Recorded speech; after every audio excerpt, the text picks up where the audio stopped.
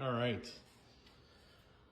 So I just came back from fishing, and this is my Livescope forward-facing sonar setup.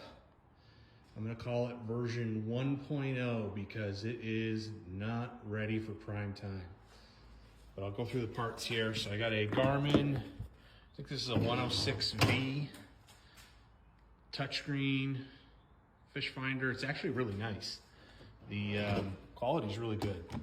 So if you're looking for a good sized unit to go with your Livescope, the 10 I think was $1,000 at Bass Pro. It was on sale. I think it was a Black Friday deal. Definitely good.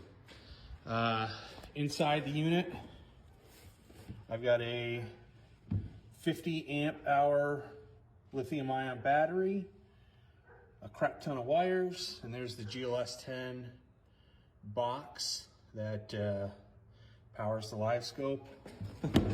This is my friend's fancy hole creating capabilities here because we didn't have enough room with the Coleman. I had to cut some holes in to make room for the wiring. And I don't know if you can see, yeah, it has a particular shape. Totally not intentional. But anyway, this right here, there's the transducer.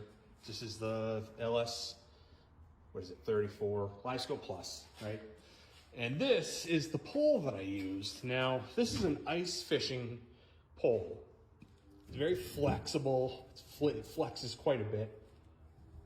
Actually, I think there might be some water still in this pole from the day, but I don't have a regular fishing boat where I can drill and mount stuff into the side, put in a mount or whatever. So I tried to come up with something that was not going to require any kind of drilling, that I could make this a portable unit. So I went with this transducer mount. This pole happens to be the cheapest one out there. It's like 120 bucks for the Garmin unit. And on my way back in from a day of not catching a single fish, it broke. That right there, that little joint right there broke, and I'm sure I could glue it. Imagine this twists. I'm sure I could glue it to keep it going, but yeah, you can see the glue right there. This is version 1. This is not the right setup for me here. I did take some pictures of the boat. I have some spots where I can mount like a ram mount, and then I can rethink the whole transducer pole. That's what I'm gonna have to do. If this is gonna work, I'm gonna have to just kind of find some sort of fixed mounting position on the boat. And I'm gonna take this GLS 10 out of here, and I think I'm gonna have to mount it to the boat, because this was a bear to bring into the boat. You can see, we didn't even think this thing through when we were building it. I had to cut the handle to get it over this, because we left it, unfortunately, resting on the other side.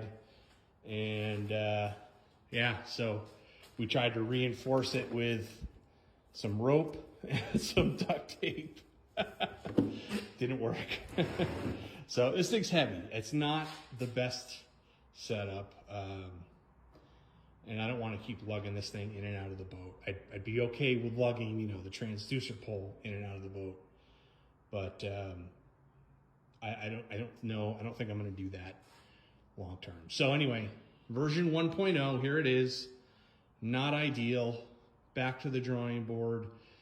I think with my idea, I might be losing this 10-inch Garmin, because I have a 7 and a 9 under the helm where the gauges are supposed to be, and that's about as much space as I can provide. So anyway, there you go.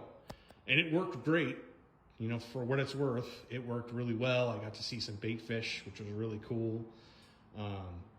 but the mount just didn't sit nicely on the side of the boat. I kind of, I put a rope around this part here and tried to sturdy it up against the boat so it wouldn't slide off.